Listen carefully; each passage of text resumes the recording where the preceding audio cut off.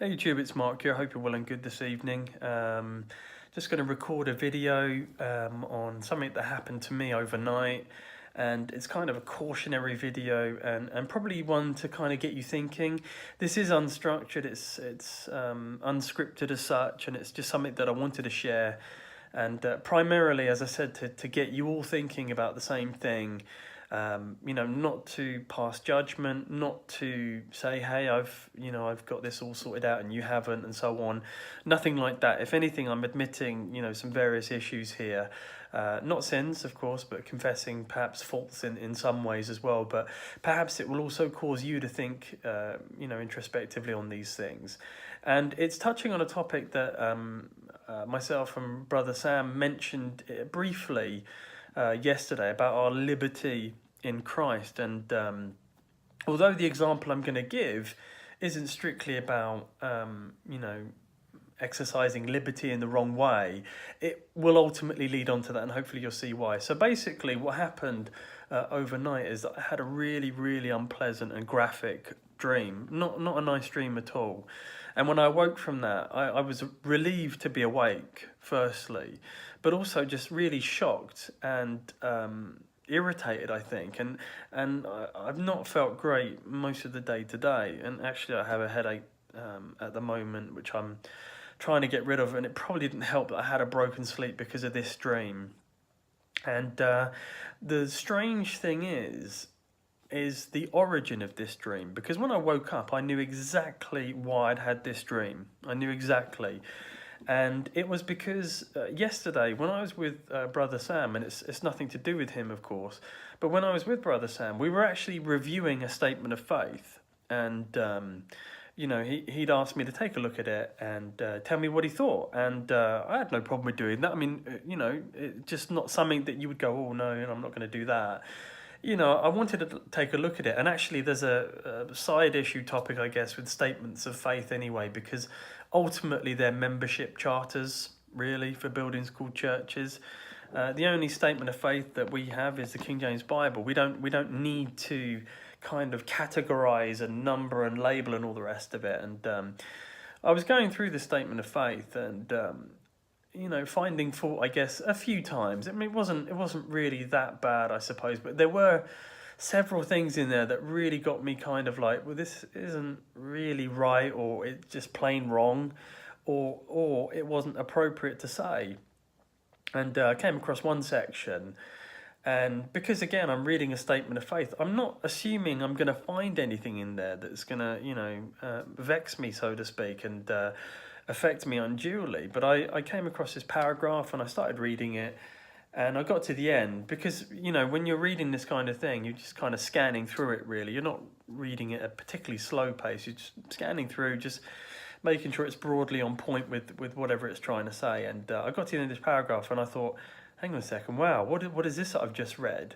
And I was really shocked actually at the content of the section that I was reading. And this is something I've seen elsewhere, and I've seen it in emails, I've seen it on YouTube channels, in that people will graphically describe certain sins. And, when you look at Galatians 5:19, for example, you'll see that it talks about things like adultery or fornication.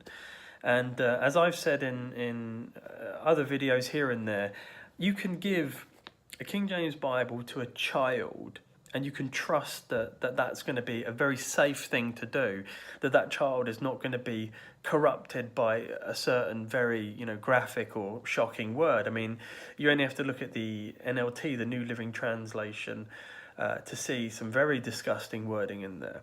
The Bible is not a graphic book in that sense, and as I said, you could give it to somebody and not worry about it. There's no rating on the Bible. And I came across these words within this statement of faith that are not found in the scriptures, and that are very graphic and very descriptive. And I'm talking as strong as you can possibly think. And as I said, you read the paragraph and you're shocked to see them there, but what you don't realise is actually what's happened. Those words have just flown off the pages and into your heart, into your thoughts, into your mind. and it just takes a second.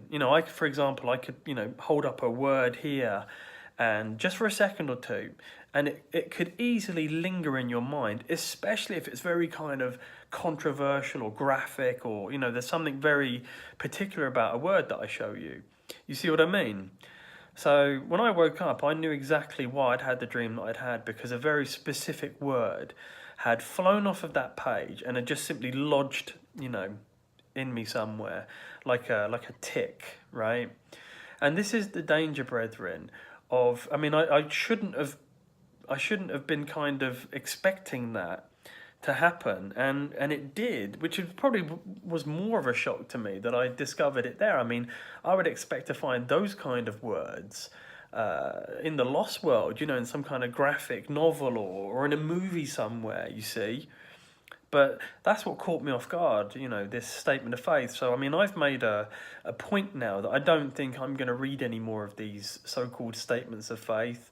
As I said, they're more like membership charters for buildings called churches. That's what they're more like. So I've made it a point to avoid those because, our only statement of faith, brethren, is the King James Bible. That's it. We don't need to categorize these things. Some people feel the need to because they want to make sure that they're clearly distinct and separate from, say, post-tribbers or Calvinists or whatever it is. But do you really need a statement of faith to do that? I don't believe that you do. And I certainly don't now because, the wording that I saw, I just couldn't believe it. And again, the issue is allowing these these words that are not found in the scripture. It's allowing those words to take root, even for a second. There's so much danger in it, brethren. So much danger. As I said, I expected to, for these kind of words, that maybe it was due to a movie that I'd watched, right? Or something, that I'd heard in the office. But no, I heard it on a statement of faith or read it on a statement of faith for a King James Bible-believing assembly of all the things. And it got me thinking about... a few topics, and one of the topics that I'm dwelling on quite a bit at the moment is our liberty in Christ. And, we are given great liberty as Christians, and we must be careful to exercise that in an appropriate sense. And I think sometimes, and it's not to say that we justify sin, although that is a danger, but I think sometimes as Christians, we use that liberty a little too much, I think. And because we're saved, we're eternally saved, and we think, well, okay, it's okay if I do this thing or that thing. Now, the thing is, with regards to liberty, yes, it is.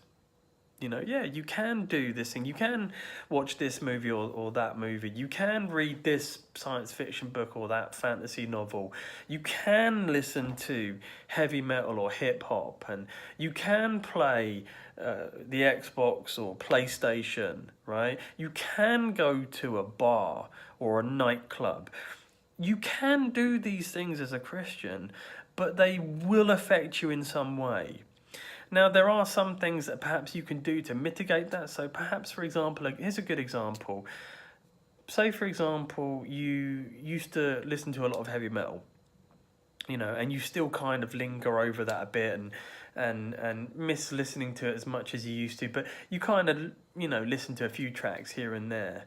There's still a danger, brethren, of, the content of that song, the imagery of the album cover, the actual lyrics you hear, the cursing that's in those lyrics. One thing that you could do, because there's also the opposite end of the spectrum where people say, well, you almost have to go into a cave and destroy everything that you own. Music itself, for example, there's nothing unchristian, for want of a better word, about that. One example I gave to a brother recently is, you might want to try classical music. And you still incredibly have to exercise some caution on that.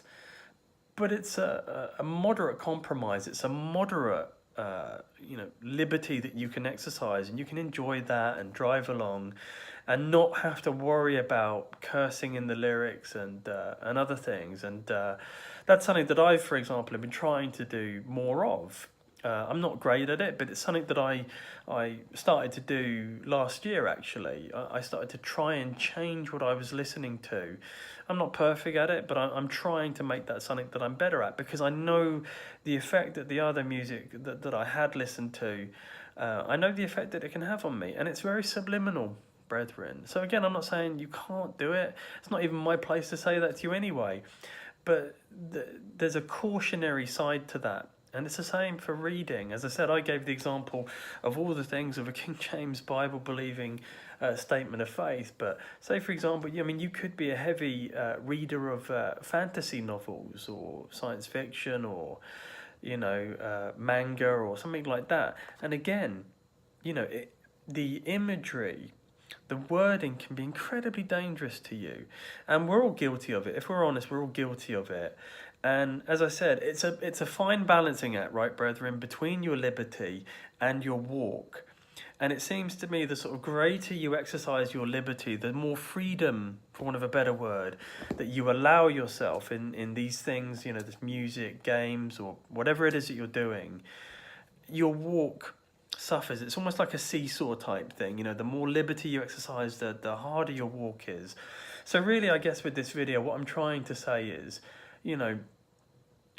yes, we have this liberty. Just be careful not to use too much of it, Try and moderate it. Try and keep it at a reasonable level, because ultimately your walk is going to suffer for it, either directly and heavily or very subliminally and indirectly. And believe me, I've seen that happen. And there are some people that can sail quite through, and it's not really an issue for them on this thing. But again, sometimes, brethren, it can just take one word, and that's exactly what happened with me on Saturday. And no matter how kind of tough your defences are, it can just take one word to bring it all down. So again, it's a balancing act, and it's just something that I wanted to talk about this evening, and it's something that I'm trying to get better at. And there are things that I don't do well, and there are things that I'm working hard at doing.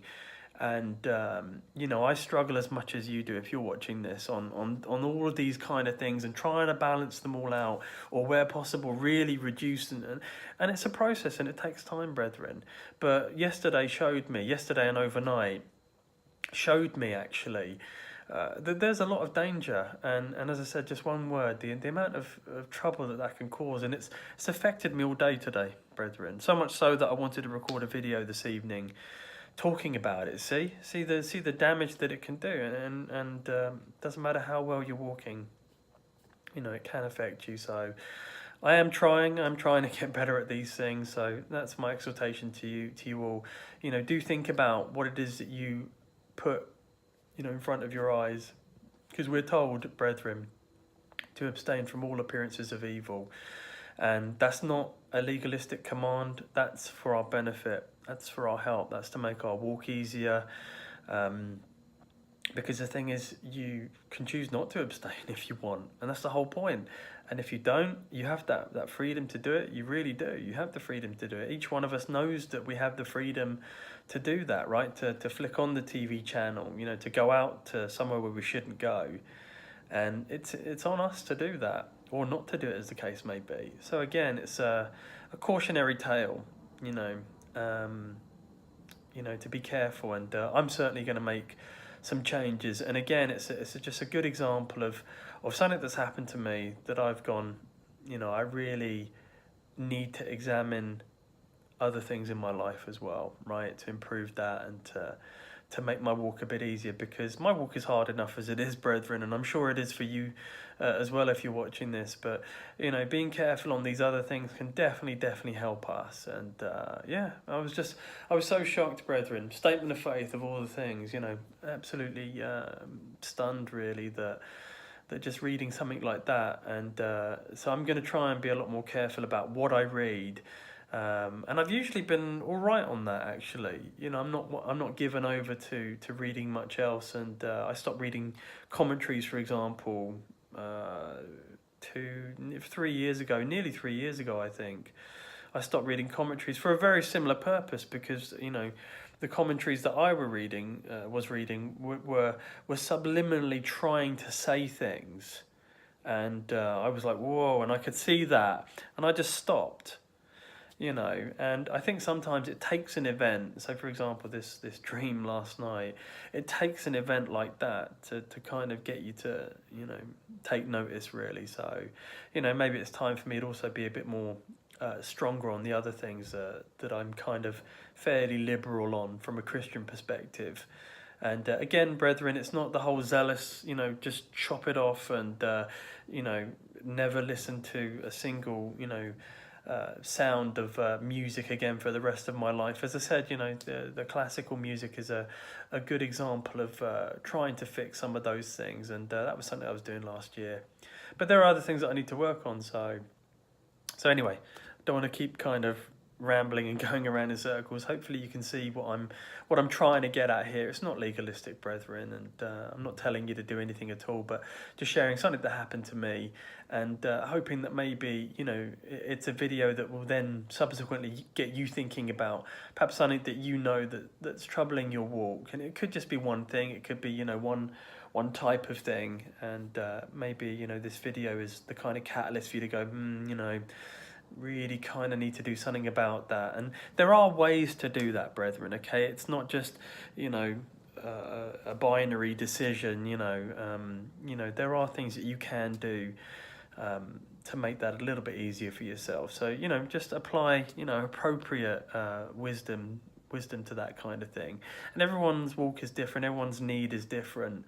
For me, I think I have to be a little bit stronger, but it may not be the case for you. So that's kind of what I'm getting at. Hopefully you can see what I'm trying to say. So if you want to leave a comment, I'd appreciate it. If you don't, that's no problem. If you want to drop me an email, please do, BibleBelieverUK@gmail.com. Happy to hear from you if you'd like to do that. And would be interested to hear what you have to say about this, because I think it's an interesting topic, and it's an important one for Christians as well. So thank you for spending the time watching this. God bless and Godspeed. Thank you.